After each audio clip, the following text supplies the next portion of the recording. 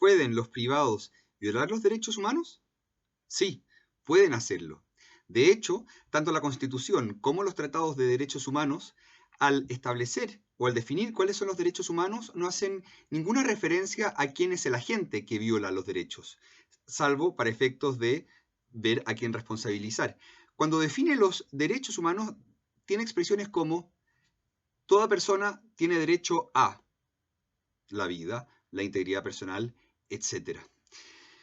La jurisprudencia, tanto nacional como internacional, avalan esta interpretación. A nivel nacional, el recurso de protección, la acción paradigmática para proteger los derechos humanos, se aplica en muchas ocasiones cuando los derechos humanos son violados por privados. A nivel internacional, tribunales como la Corte Interamericana de Derechos Humanos han sancionado a estados por no haber impedido que particulares violen los derechos humanos. En todo caso, es entendible que se produzca una confusión, porque hay varios factores que inciden en esto. Por una parte, algunos derechos humanos pueden ser violados solamente por estados, como por ejemplo la prohibición de aplicar retroactivamente la ley penal.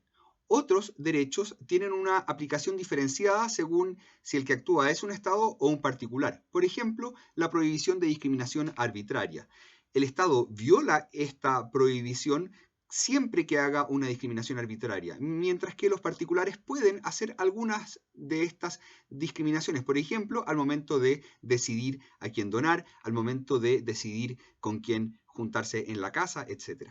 Otro factor que puede influir en esta confusión es que a nivel nacional, las normas que protegen los derechos humanos no están consagradas en un código de derechos humanos, sino que en normas penales o en normas laborales, etc. A diferencia de lo que ocurre en el ámbito internacional, donde se usa expresamente el concepto de derechos humanos en muchas ocasiones. También se pueden confundir las personas porque los particulares no responden a nivel internacional, por regla general, por las violaciones que cometan a los derechos humanos, a diferencia de lo que ocurre con el Estado. Pero esto se produce principalmente porque el derecho internacional es un ámbito donde los principales actores son los Estados, no las personas. En definitiva, ¿puede el Estado ¿pueden los particulares violar los derechos humanos? Sí, pueden hacerlo.